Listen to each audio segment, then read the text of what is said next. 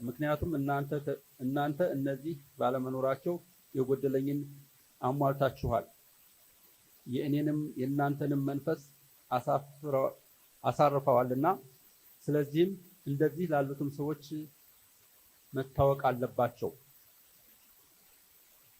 በእስያ ያሉትም አብያተ ክርስቲያናት ሰላምታ ያቀርቡላችኋል። አቂላና ጵርስቅላ በቤታቸውም ያለችን ቤተክርስቲያን የከበረ ሰላምታ በጌታ ያቀርቡላችኋል።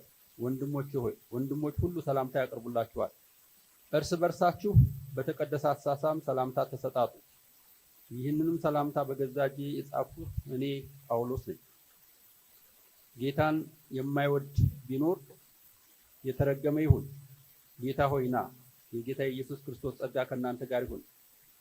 ፍቅሬ በክርስቶስ ኢየሱስ ከሁላችሁ ጋር ነው። አሜን።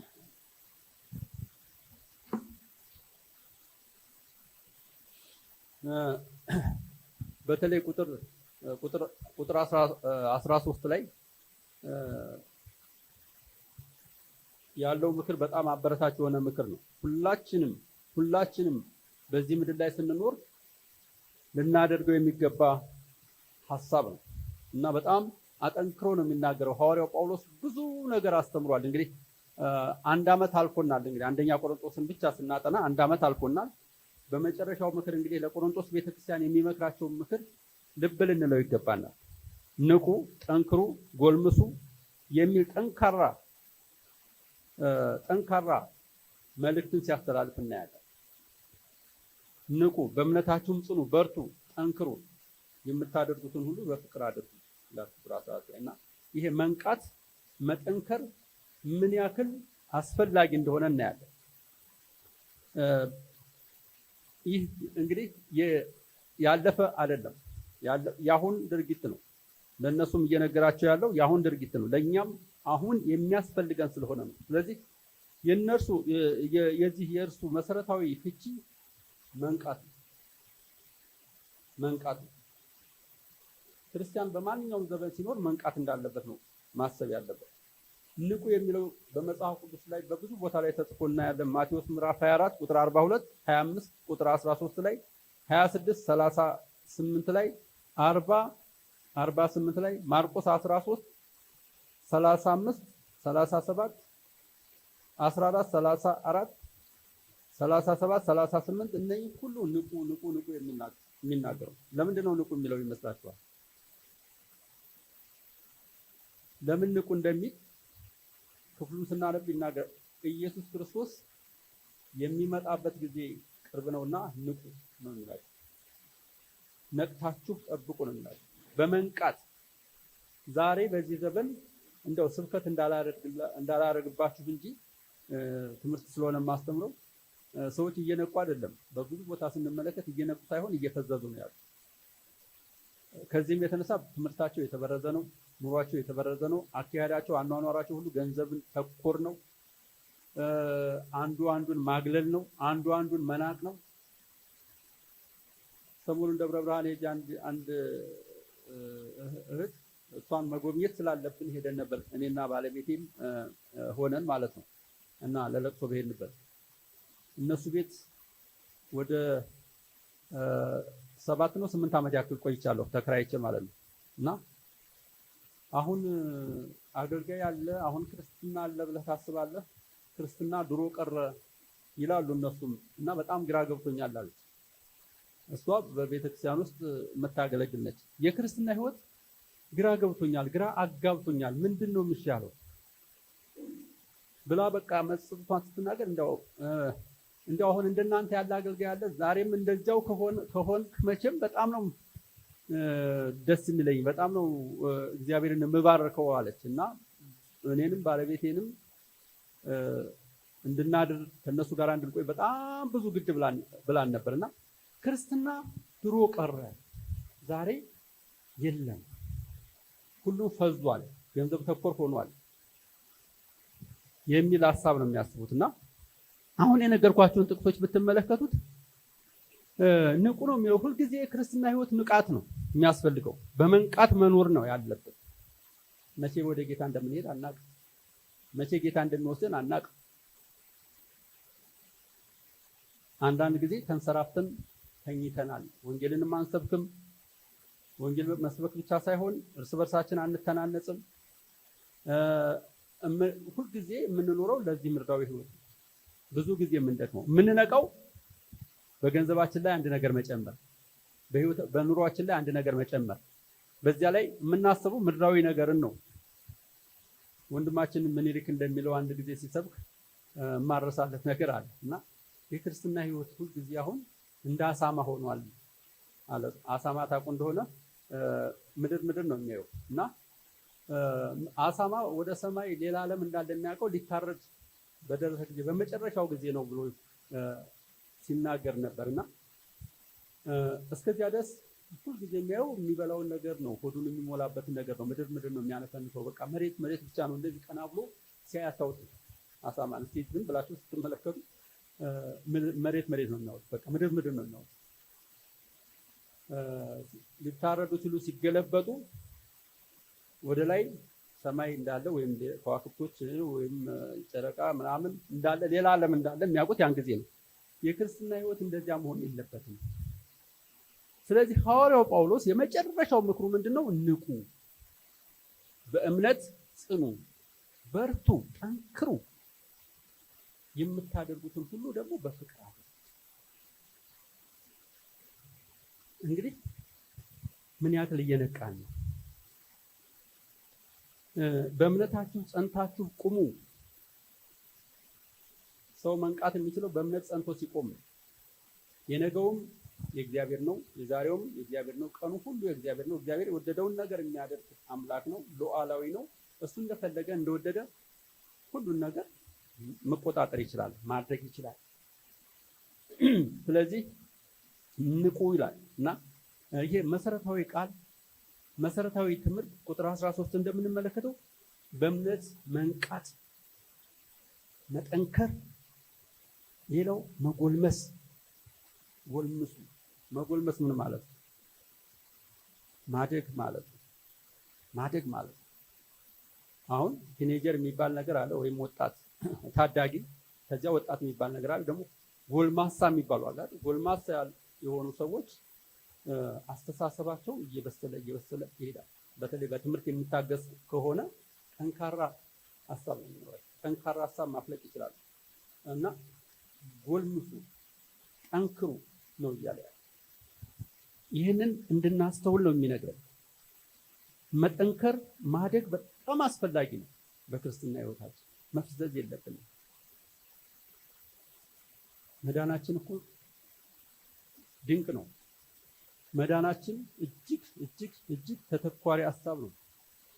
ያገኘነው ደህንነት ዝም ብሎ የሚታሰብ አይደለም፣ ዝም ብሎ የሚሆን አይደለም። እኛ እኮ ከዚህ ዓለም ይልቅ የተሻለ በሰው እጅ ያልተሰራች ዘላለማዊ ቤት አለች፣ ዘላለማዊ መኖሪያ አለን፣ የማይጠፋ ህይወት አለን፣ ማንም ሊወስደው የማይችል ህይወት አለን። ስለዚህ የተሻለውን የምናገኝ ሰዎች፣ በተሻለ ህይወት የምንኖር ሰዎች በዚህ ምድር ላይ ስንኖር ነቅተን ነው መኖር ያለብን።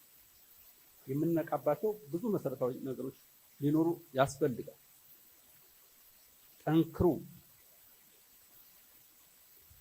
ይሄ ጠንካራ ሀሳብ ነው። በተለይ በበኩር ጽሑፍ ላይ ስንመለከተው በአዲስ ኪዳን ውስጥ ምናልባት በተወሰነ ቦታ ብቻ ነው ይሄ ሀሳብ ተጽፎ የምታገኙት እና በጣም ግብ ላለው፣ በጣም ጠቃሚ ለሆነ፣ በጣም አስፈላጊ ለሆነ ቃል ሀሳብ የተነገረ ነው እና አማኞች በእምነታቸው ጽኑና ብቁ እንዲሆኑ በቆሮንቶስ ቤተክርስቲያን የነበረው ውስጣዊ ትግል ምን ያክል እንደሆነ ያሳያል። ውስጣዊ ትግል አለ። አንዳንድ ቦታ ውጫዊ ትግል አለ፣ አንዳንድ ቦታ ደግሞ ውስጣዊ ትግል አለ። በጣም ከባድ ውስጣዊ ትግል ስላችሁ በቤተክርስቲያን ውስጥ በጉባኤ ውስጥ ብቻ አይደለም፣ የውስጥም ትግል አለ። ሰዎች በውስጣቸው የሚታገላቸው ነገሮች አሉ። ምክንያቱም ራሳቸውን ካለመግዛት፣ ራሳቸውን ካለመቆጣጠር የተነሳ በመንፈስ ቅዱስ ቁጥጥር ስር ካለመሆን የተነሳ በመንፈስ ቅዱስ ካለመሞላት የተነሳ ሁልጊዜ በውስጣችን ትግል ይፈጠራል። መንፈሳዊ ነገሩን እንደውም እንረሳውና ወደዛኛው እናተኩራለን፣ ወደ ዓለማዊ ወደ ምድራዊ ነገር እናተኩራለን። ቁጥር 14 ላይ ልብ በሉ፣ የምታደርጉትን ሁሉ በፍቅር ይሁን። ሁሉም አጽንኦት የተሰጠው ምንም ነገር ብታደርጉ የምታደርጉትን ነገር ሁሉ በምን አድርጉት? በፍቅር አድርጉት። ማንኛውንም ነገር በፍቅር አድርጉት። በአውጤ ላውጤ ወይም በእንካ ለእንካ ሳይሆን የምታደርጉት ነገር ከፍቅር የተነሳ መሆን አለበት። በፍቅር የምናደርጋቸው ነገሮች እግዚአብሔርን ያስከብረዋል። በፍቅር የምናደርጋቸው ነገሮች እኛ እንድንታነጽ ያደርገናል፣ ሌሎችንም እንድናነጽ ያደርገናል። ሰዎች በእምነታቸው እንዲኖሩ እንዲቆሙ ያደርጋቸዋል። በፍቅር ስንመላለስ፣ በእውነት ስንመላለስ፣ እውነትን በፍቅር ብቻውን ፍቅርም ምንም ፋይዳ የለውም። ብቻውን እውቀትም ምንም ፋይዳ የለውም። እውቀት እና ፍቅር አብረው ተጋምደው ሲኖሩ ነው መሰረታዊ ነገር ሊሆን የሚችለው። ስለዚህ በሃይማኖታዊ ባህላዊ ሁኔታዎችም ንቁ ይላቸዋል። ስለዚህ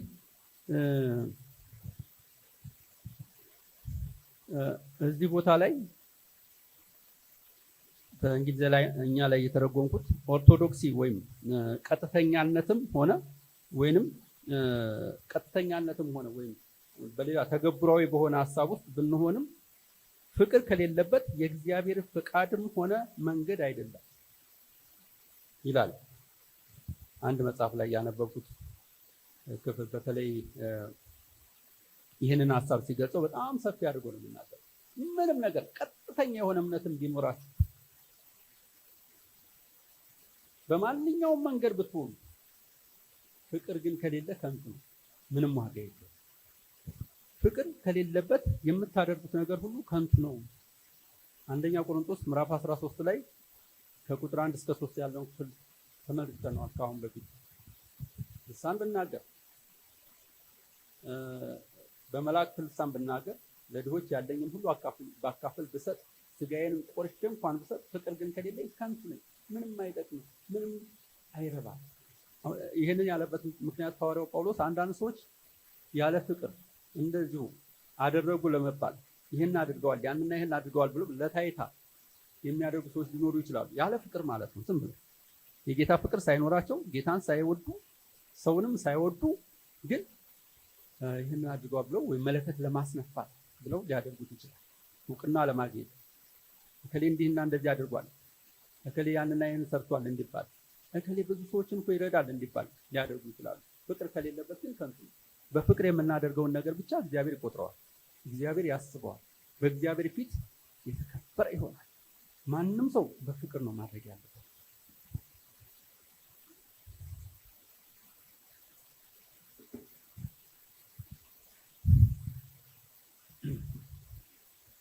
ቁጥር 15 ላይ የእስጢፋኖስ ቤተሰቦችን በአካያም የመጀመሪያዎቹ አማኞች እንደሆኑና ቅዱሳንንም ለማገልገል ራሳቸውን እንደሰጡ ታውቃላችሁ ይላል።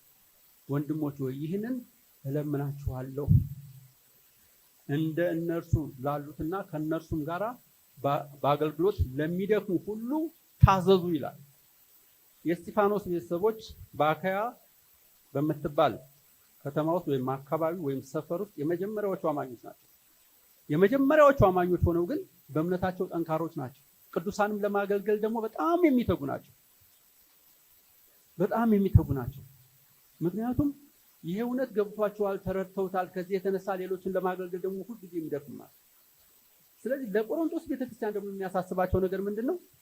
እንደነሱ ላሉትና እነሱን ቢሆን እንደነሱ የሚያገለግሉትን ደግሞ ምን አድርጉ? ታዘዟቸው ይላል። በቆሮንቶስ ቤተክርስቲያን መታዘዝ ጠፍቷል። ዛሬ በዚህ ዘመንም መታዘዝ የለም፣ መከባበርም የለም፣ መዋደድም ሁሉም ነገር እየቀዘቀዘ ያለበት ሁኔታ ሆኖ እናየዋለን። ስለዚህ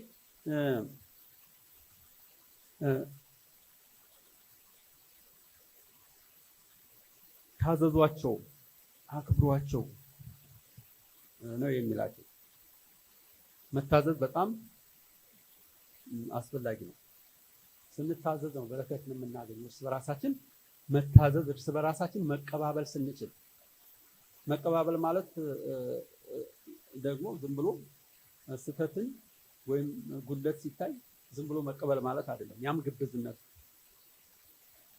ካሳሁን ቢሳሳት ወይም ሌላ ሰንበዲ ቢሳሳት አይ እሱንማ በፍጹም እሱን አልገስጸውም ወይም እሱን አልቆጣውም ማለት አይደለም። የተሳሳተውን ግን ከስህተቱ እንዲመለስ ቀስ ብሎ በመምከር ግን ፍቅርን ሳናቀዘቅዝ ማድረግ በጣም አስፈላጊ ነው። ስለዚህ መታዘዝ በተለይ አገልጋዮችን መታዘዝ እንዳለባቸው ይናገራል። እንግዲህ እዚህ ላይ ወንድሞች ሆይ ይህንን እለምናችኋለሁ እንደነርሱም ላሉትና ከነርሱም ጋር በአገልግሎት ለሚደክሙት ሁሉ ታዘዙ ይላል። በአገልግሎት ለሚደክሙ ሁሉ ታዘዙ። ለወንጌል መታዘዝ ማለት ነው። መታዘዝ ማለት ለእግዚአብሔር ቃል መታዘዝ ማለት ነው እንጂ ለወንጌላዊው፣ ለሚስዮናዊው ወይም ለመጋቢው ወይም ለዲያቆኑ ወይም ለሌላው ሰው መታዘዝ መገዛት ማለት አይደለም። የምንታዘዘው ለወንጌል እንደ ወንጌል ለወንጌል ታዘዙ። ለወንጌል ስንታዘዝ እግዚአብሔር ይከበራል፣ አገልግሎትም ይሰፋል። በመካከሉ እርስ በርስም ደግሞ መልካም የሆነ ግንኙነት ይኖራል። እርስ በርሳችን የሚኖረን ግንኙነት ሲዳብር በፍቅር ሲሆን በመጣጣም ሲሆን አገልግሎታችን እየሰፋ ይሄዳል። መቀባበላችን እየሰፋ ይሄዳል። አንዱ የአንዱን ሸክም ሲሸከም፣ አንዱ ለአንዱ ፍቅርን ሲያሳይ፣ ይሄንን ነው ሐዋርያው ጳውሎስ እንግዲህ ለቆሮንቶስ ሰዎች በጣም አጠንክሮ እየነገራቸው ያለው። አሳስባችኋለሁ። ይህንንም በቁጥር 16 ላይ ጳውሎስ እንቅፋት የሚሆንን ነገር ሁሉ ማድረግ እንደሌለባቸው፣ በወንድሞች መካከል እርስ በርስ ፍቅር እንዲኖር፣ መቀባበል እንዲኖር ይነግራቸዋል።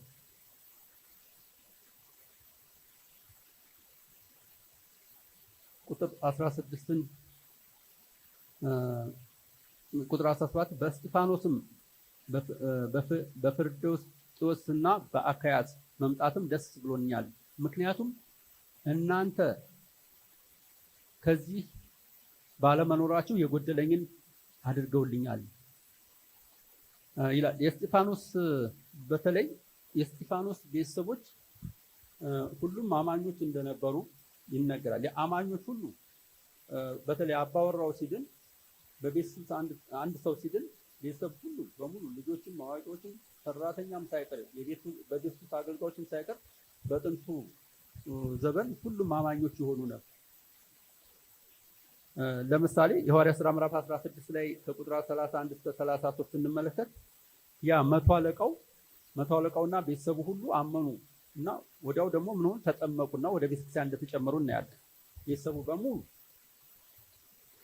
እና በጥንት ቤተክርስቲያን በጣም አስደናቂ ነበር፣ በጣም አስፈላጊ ነበር። ይሄ በጣም በተለይ ለአገልጋዮች በዚያን ጊዜ ለነ ጳውሎስም ሆነ በዚያን ጊዜ ለነበሩት ሐዋርያቶች በጣም ጠቃሚ ነገር ነበር። ቤተሰብን መያዝ ለወንጌል ስርጭት በጣም ጠቃሚ ነገር ነው። በየትኛውም ቦታ እኔ በገጠመኝ አገልግሎት በየትኛውም ቦታ በተለይ አባወራው ጌታን ተቀበለና ካመነ ቤተሰቡ ሁሉ እየተቀበለ ይሄዳል። ምናልባት ከዚያ ውስጥ እየደከመ የሚቀር ሊኖር ይችላል። ለማንኛውም ግን ለአገልጋዮች በጣም አስፈላጊ ነበርና ቤተሰብ ሁሉ አማኞች እንደነበሩ እናያለን። ስለዚህ አማኞች በቤተ ክርስቲያን ውስጥ በእውነትና በፍቅር ያድጉ እንደነበረ ይናገራል። በእውነትና በፍቅር እውነተኛ እምነት ያድጋል፣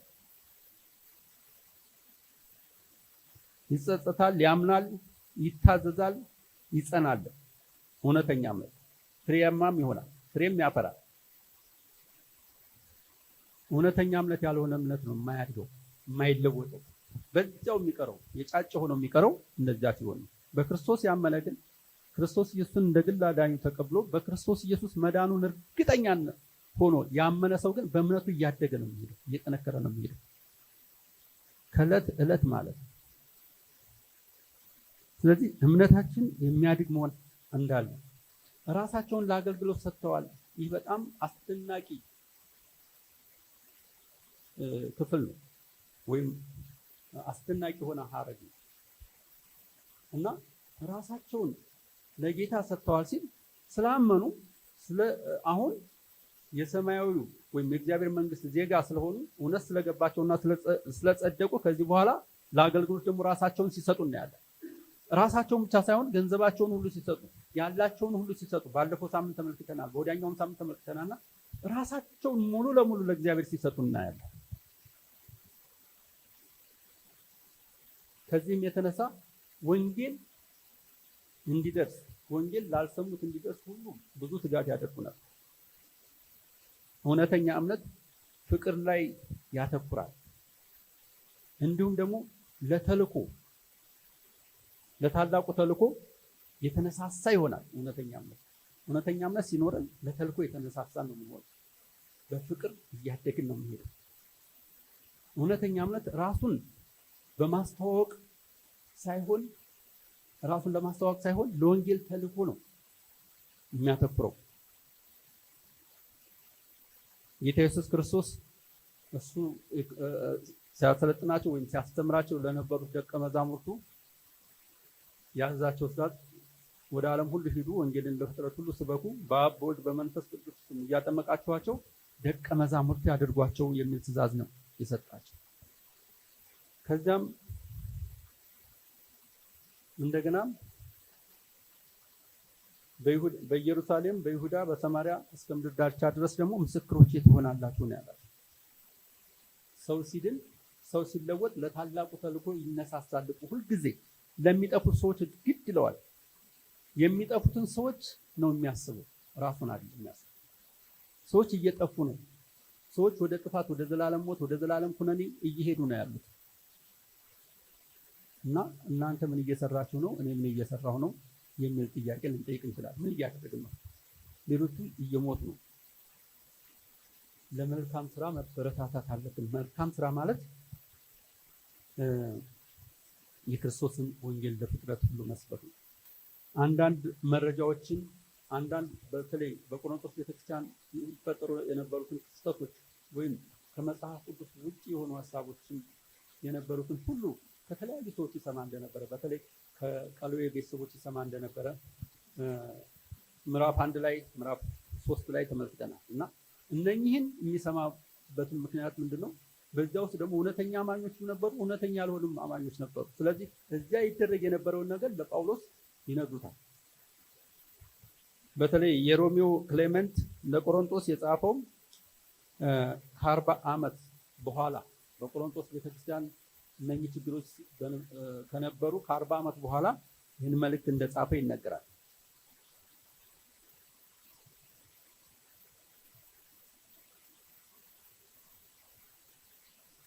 የኔንም የእናንተንም መንፈስ አሳርፈዋልና ስለዚህ እንደነዚህ ያሉትን ሰዎችም መታወቅ አለባቸው ይላል።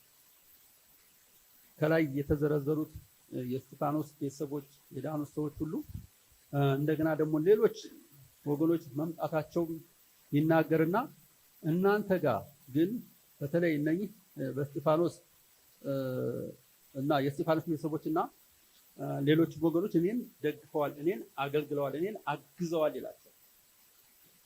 ስለዚህ የእናንተንም መንፈስ የኔንም መንፈስ አሳርፈዋል። ስለዚህ እነዚህ ሰዎች ምን ሊሆኑ ይገባቸዋል? እያነበብኩት ስለነበረ ማለት ነው። ስለዚህ እንደነዚህ ያሉ ሰዎች መታወቅ ይገባቸዋል፣ እውቅናም ሊሰጣቸው ይገባል ነው እያለ ያለው። አንዳንድ ጊዜ እውቅና መስጠት ለመልካም ነገር ከሆነ አስፈላጊ ነው፣ ለጥሩ ነገር ከሆነ አስፈላጊ ነው እውቅና መስጠት።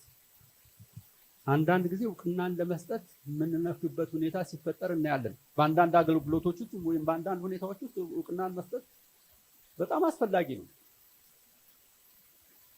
ሐዋርያው ጳውሎስ ለዚህ ነው አስፈላጊ ስለሆነ ነው እንደነዚህ ያሉ ሰዎች መታወቅ አለባቸው፣ እንደነዚህ ያሉ ሰዎች ሊታወቁ ይገባቸዋል እያለ ያለው ለዚህ ነው።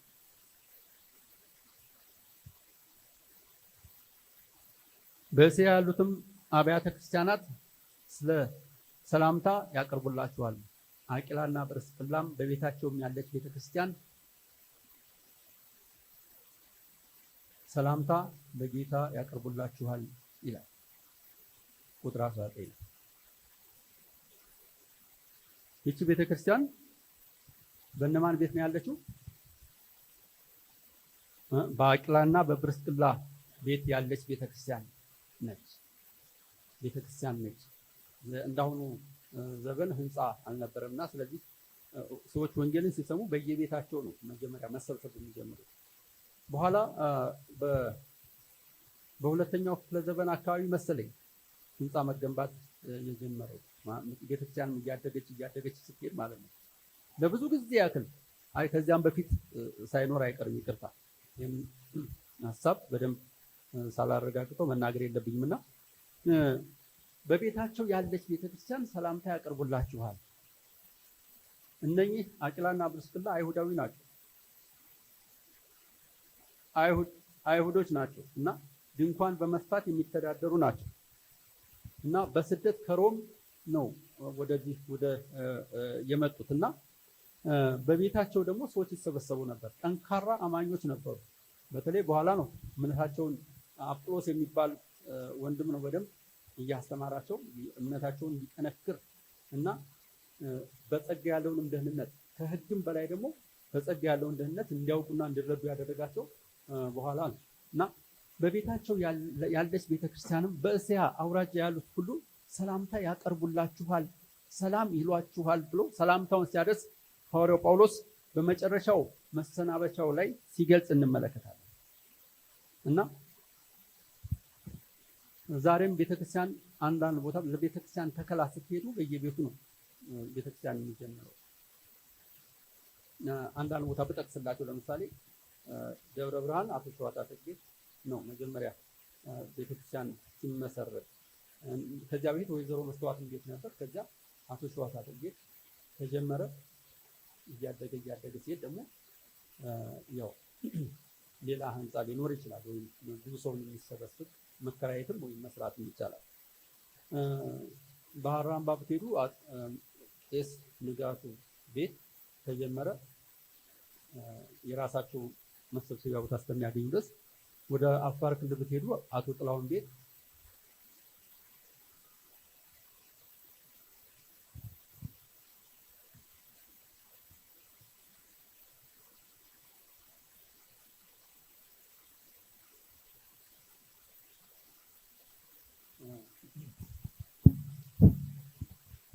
አቶ ጥላሁን ቤት ወይም ሌላም መሀል ሜዳም ስትሄዱ እንዲህ በግለሰቦች ቤት ነበር ይደረግ የነበረውና በቤታቸው ያለች ቤተክርስቲያን ሰላምታን ያቀርቡላችኋል ሲል እንመለከታለንና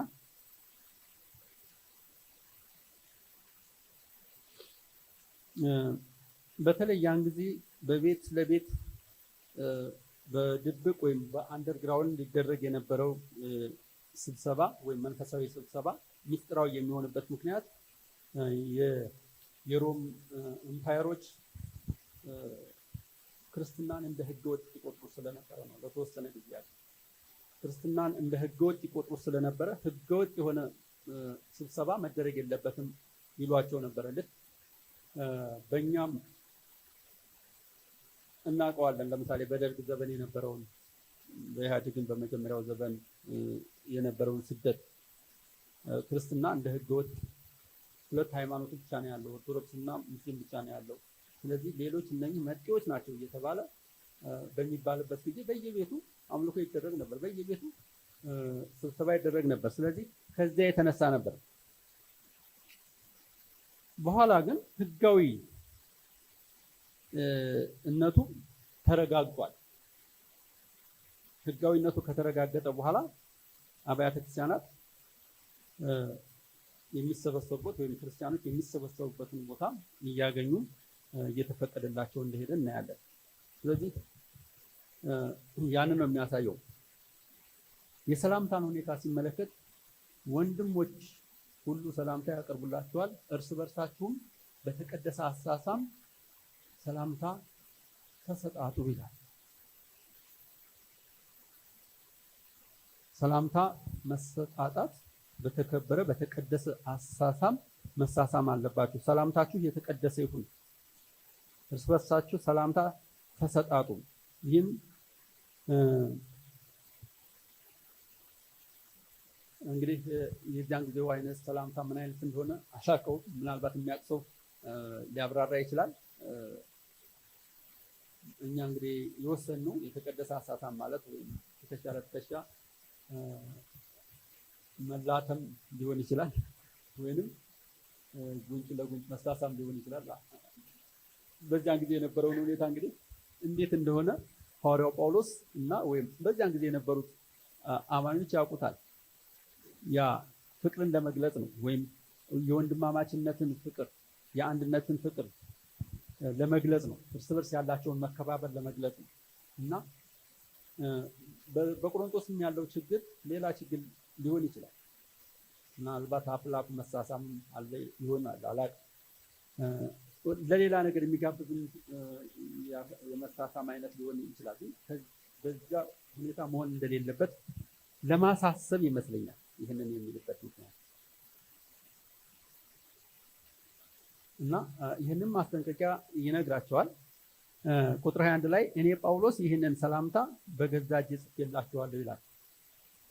ሐዋርያው ጳውሎስ አንዳንድ ጊዜ ብዙም ቦታ ስንመለከት ሌሎች እንደሚጽፉለት እናያለን።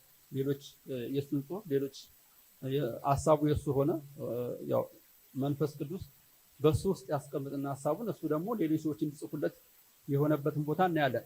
እዚህ ቦታ ላይ ግን እኔ ራሴ በተለይ እነኝህን 4 ቁጥሮችን ይመስለኛል እኔ ራሴ በእጄ የጻፍኩላችሁ ነው ብሎ ሲናገር እንመለከታለን። ምናልባት ግልጽ ለማድረግ ገላትያ ምዕራፍ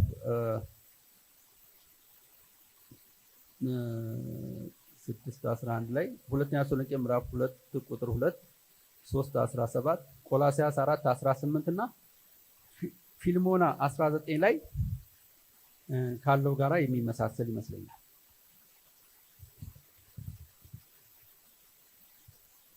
እና ቁጥር 22ን ጌታን የማይወድ ቢኖር የተረገመ ይሁን፣ ጌታ ሆይ ና ይላል ሐዋርያው ጳውሎስ። የጌታን መምጣት ምን ያክል ይናፍቅ እንደነበረ እንመለከታለን። ጌታ ሆይ ና። ጌታን የማይወድ ቢኖር ደግሞ የተረገመ ይሁን። ብዙዎቹ አብዛኛዎቹ የቆሮንቶስ ቤተክርስቲያን ህዝቦች ክርስቶስን የማይወዱ እንደነበሩ ይታወቃል። ሐዋርያው ጳውሎስን በብዙ ቦታ ሲናገር እንመለከታለን። በመንፈስ ቅዱስ ካልሆነ በስተቀር ኢየሱስ ጌታ ነው የሚል የለም ይላልና ጌታን የማይወዱ ናቸው። የማይወዱ ብቻ ሳይሆን የማይታዘዙ ናቸው። ስለማይወዱ ነው የማይታዘዙ። ጌታን ስለማያከብሩ ነው የማይታዘዙ። የእውነተኛ ወንጌል ስላልገባቸው ነው የማይታዘዙ። ስለዚህ ጌታን መውደድ ወደ መታዘዝ ያመጣል። ጌታን ስንወድ ለእውነት ለመታዘዝ ወደዚያ እንድንቀርብ ያደርጋል። የተረገመ ይሁን ወይም አናቴማ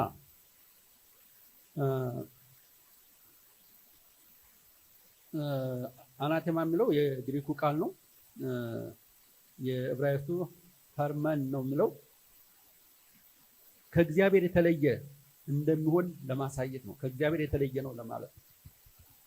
የተረገሙ ናቸው፣ የተለዩ ናቸው፣ ከእግዚአብሔር ሐሳብ የወጡ ናቸው፣ ከእግዚአብሔር ጋር የተስማማ ነገር የላቸውም። ስለዚህ እነሱ የተረገሙ ናቸው፣ በቃ ለፍርድ የተዘጋጁ ናቸው። ለዘላለም ፍርድ፣ በዘላለም ቁጣ፣ በዘላለም በቀል ውስጥ ያሉ ናቸው። ስለዚህ እነኚህ ፈጽሞ ለእግዚአብሔር መንግስት የሚበቁ አይደሉም። በተለይ ሐዋርያው ጳውሎስ የጌታን መምጣት በቶሎ እንደሚሆን ወዲያውኑ እንደሚሆን የገለጸባቸው ብዙ ጽሁፎች አሉ፣ ብዙ ሐሳቦች አሉ። ብዙ ቦታዎች ላይ ማየት ትችላላችሁ። ውይይታችንን እንትን እንዳለን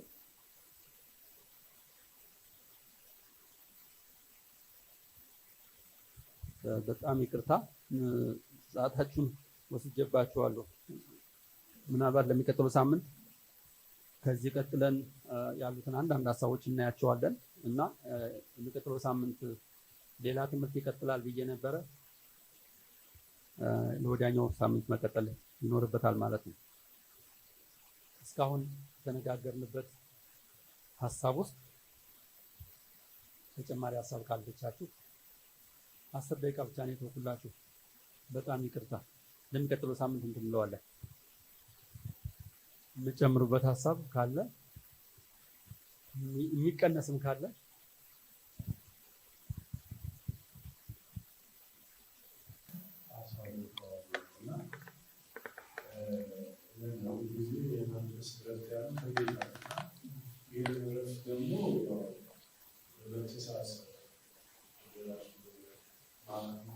በማህበሩ ውስጥ ያስቀምጠው ሁኔታ ማለት ነው። በጣም የሚያስፈልግ ነገር ሳይና ሌላው ጥያቄ ቁጥር 20 ላይ አማኞች ሁሉ ሰላምታ ያቀርቡላችኋል፣ በተቀደሰ ማሳሰብ እርስ በርሳችሁ ሰላምታ ተሰጣጡ ይላል። መጽሐፍ ቅዱስ ላይ እንዲህ የተባለ ሰላምታ ማለት ነው። ያቺ አይሁዶች የራሳቸው ሰላምታ ስታይል አሉ እና እርሊ ቸርች ላይ ግን የነበሩት ክርስቲያኖች የሆነ መለያ ነበራቸው ወይ ነው ወይስ እዚህ ላይ ሐዋርያው እንደ ትእዛዝ አስቀምጦ ነው የምናየው? በተቀደሰ ብሎ የለየው እና የአሳሳብ ትንሽ ያው ወጣ ዓለም ሊሆን እንደሚችል ነው ሎጂካሊ የምናስቡ እና የተቀደሰ ነው እና አለ ወይ ነው የአካያ በኩራት ይላል እንደሆነው ቅዱሳንን ለማገልገል ራሳቸውን እንደሰጡ ታውቃላችሁ ይላልና በተለይ የአካያ በኩራት የሚለው በተለይ ወንጌል ስራ ስንሰራ ለመጀመሪያ ጊዜ በአካባቢው ላይ ወንጌል ያገኙ ሰዎች በጣም ቫልዩብል ናቸው። ምናልባት አራምባ ልናነሳ እንችላለን፣ ደብረ ብርሃን ልናነሳ እንችላለን፣ ሌሎችም ተፌ እንግዲህ እየደከመበት ያለው ደግሞ አለልቱም አለ እና በእምነት በኩር የሆኑ ሰዎችን በተለይ እንደ ቤተክርስቲያን ማለት ነው መጀመሪያ ያምኑ ሰዎችን በአግባቡና በጥንቃቄ መያዝ እዚህ ጋር ሐዋርያ ጳውሎስ አስፈላጊ መሆኑን ይናገራል እና እነዚህ ሰዎች ደግሞ ራሳቸውን ሰጥተዋል ይላል። ምክንያቱም ሪስክ ቴከርስ ናቸው። ምክንያቱም አካባቢ ሁሉ በወንጌል ሪስፖንድ ሳያደርግ ሲቀር መልስ ሳይሰጥ ሲቀር እነሱ ያንን ሁሉ እንትን ማህበራዊ ሃይማኖታዊ እንትኖች ሁሉ ጥሰው ነው ወጥተው በኩር ሆነው እና ሐዋርያ ጳውሎስ በኩር ብሎ ያስቀመጠው በጣም ደስ የሚል ቃል እና በኩር መሆን ለእምነት ማለት ለአካባቢው በኩር መሆኑ በጣም ያስደንቃል እና አይ ቲንክ በቤተክርስቲያን በሚሽን ስራ ላይ ተልእኮ ሰዎችን በምንልክበት ሰዓት ላይ እንደዚህ አይነት ሰዎችን በአግባቡና በጥንቃቄ መያዝ በጣም ያስፈልጋል የሚል እምነት አለኝ እና ምናልባት ተፈራ በአለልቱ አካባቢ ጋር በኩር ናቸው የሚላቸው ሰዎች አሉት እስካሁን ድረስ እና ምናልባት ከነዛ ሰዎች ጋር እንዴት መገናኘት እንዳለብን እንዴት መስራት እንዳለብን እዚህ ቦታ ላይ እንግዲህ በደንብ ይነግረናል። እንደነርሱ ላሉት ይላል አብሮ ለሚሰራ ለሚደክም ሁሉ እናንተ እንድትገዙ እለምናችኋለሁ እና ሌሎች አጠገባቸው ያሉ ሰዎች እነዛን ሰዎች እንዲያከብሩ እንዲገዙላቸው የሚያሳስብበት ክፍል ነውና እጅግ ደስ የሚል ነው እና ከዚህም እኛ ልንማር እንችላለን ብዬ አስባለሁ። ሌላ የተቀደሰ አሳሳ የሚለው የአካል እንቅስቃሴ ብቻ ሳይሆን ከውስጥ የወጣ አፌክሽን ጭምር እንደሆነ እንድናስብ ነው። ምክንያቱም እዚህ ጋር ሐዋርያ ጳውሎስ እዚህ ጋር የሰጠ ያለው ሰላምታ የተቀደሰ ሰላምታ ነው። የተቀደሰ ሰላምታ ሰውን ያከብራል፣ የሰውን መብት ይጠብቃል፣ በትክክል የሆነ ኮንታክት አለው፣ ፎከስ ያደርጋል፣ በደንብ ኮንሰንትሬት አድርጎ ያንን ሰው ሰላም ይላል፣ ውስጥ ያለውን ነገር ይጠይቃል። ምናልባት ስለዛ ሰው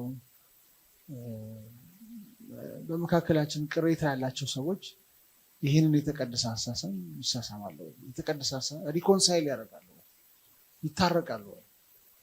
እኔ በመካከላችን ቅሬታ ያለው ሰው ካለ በተቀደሰ አሳሰብ ያንን ሰው ልስሞ ይገባል፣ ቅር ሳይለኝ ማለት ነው፣ ሳልቀየመው ይቅርታም ካስፈለገ ይቅርታ ብየው በመካከላቸው ስሙዝ በጣም ለየት ያለ መንፈሳዊነት እንዲኖር ነው እዚህ ሐዋርያ ጳውሎስ የፈለገው እንጂ ጀስቸር ሃንድሼክ እንደዚህ እጅ መጨበጥ መተቃቀፍም ሊኖር ይችላል። በእርግጥ አሁን አውሮፓ ብትሄዱ ወንበር ስትቀመጡ አጠገባችሁ ሰው ሊነካችሁ አይገባም።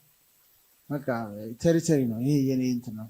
አቅፋችሁ እንድዘላችሁ ሰው አታቅፉም እና አትስሙ ወይ ትጨብጣላችሁ እንትን ትላላችሁ። ግን ከዛም ያለፈ ነው ይሄ ሐዋርያ ጳውሎስ የሚለውና እርስ በርስ አንዱ ለአንዱ ኬር ማድረግ እነዚህ ነገሮች በጣም የተቀደሰ አሳሳም የሚለውን በተለይ ቅር የተሰኙ ሰዎች፣ የተቀያየሙ ሰዎች በተቀደሰ አሳሳም እንዲሳሳሙ ሐዋርያ ጳውሎስ እዚህ ቦታ ላይ ኢንጀክት ነው ያደረገው። ሰላምታ ቅሬታን ሁሉ ያስወግዳል። የእግዚአብሔር ሰላምታ እንኳን ከለከለችኝ ይባላል አይደል? እና የእግዚአብሔር ሰላምታ ከለከለችኝ ይባላል። እና ምን ያህል ቫልዩብል እንደሆነ ያሳየናል እዚህ ቦታ ላይ ሐዋርያ ጳውሎስ። እና ሐዋርያ ጳውሎስ ሀይ ምናምን የሚለውን አይነት ሰላምታ ወይም እጅ መጨባበጥ ምናምን ሳይሆን ከውስጥ የሆነውን ሰላምታ ለሰዎች መስጠት አለባቸው የሚለውን በደንብ ልናጤነው ይገባል። ምናልባት የሚቀጥሉ ሳምንት ላይ እንዳልከው ተጨማሪ ነገሮች ካሉ እነሱም ይዘን ልንመጣ ይገባል ብዬ አስባለሁ። ሌላው ቁጥር 17 ላይ በተለይ የእስጢፋኖስ በእስጢፋኖስና በፈርዶናጥስ በአካይቆስ መምጣት ደስ ይለኛል፣ እናንተ ስለሌላችሁ የጎደለኝን ፈጽመዋል እና መንፈሴንና መንፈሳችሁን አሳርፏል ይላል። እነኚህ ሶስት ሰዎች በጣም የሚያስገርሙ ናቸው። በቃ ሐዋርያ ጳውሎስ ልብ የሚያሳርፉ ሰዎች ናቸው ብሏል። እና አንዳንድ ደግሞ ልብ የሚያሳርር ደግሞ ሰው ይኖራል እና የትኛው ምክንያቱም ኃላፊነትን ይወስዳሉ ማለት ነው። ሰዎች በሌሉበት ሰዓት አሁን ለምሳሌ ቤት እንግዳ ቢመጣ እኔ ባልኖር፣ ባለቤቴ ባትኖር፣ ልጆቼ ወይም ደግሞ ቤት ውስጥ ያሉ ሰዎች እንግዳውን ልክ እንደ እኛ አድርገው ማስተናገድ ይጠበቅባቸዋል። ቤተክርስቲያን ውስጥም እንግዳ ሲመጣ ልክ እንደዚሁ ነው ማስተናገድ ያለ። መጋቢ የለም ተብሎ ወይም ደግሞ የሆነ ነገር የለም ተብሎ ሳይሆን ልክ ሰዎች ሁሉ ጊዜ መስተናገድ እንዳለባቸው ስታንዳርዱን ሳያጎድል ሰዎች መስተናገድ አለባቸው እና ያ ሙሉ እረፍት ይሰጣል እና የጎደለ ነገር እንዳልነበር አድርገው ነው ያሳዩት። እና ይሄ የሐዋርያ ጳውሎስ የመጨረሻው ክፍል በጣም ኢሞሽናል ነው፣ ከስሜት ጋር የተያዘ ነው። የራሱንም ነገር አስቀምጠዋል እና በጣም የሚያስገርም ምክር ነው ያለው እና ይህም ነገር በእኛ ዘንድ በቤዛ ባፕቲስት እንዲኖር እግዚአብሔር ቃል ያዘናል። ጥያቄዎችን ብቻ በመመለስ ልናሳልፍ እንችላለን። ከዚያ በኋላ እግዚአብሔር ፈቅድ ለወዲያኛው ሳምንት ሌላ አስተማሪ ሌላ ርዕስ ይቀርባል ብዬ አስባለሁ። ለጌታ ፈቃድ እንጸልይና እንጨርስ።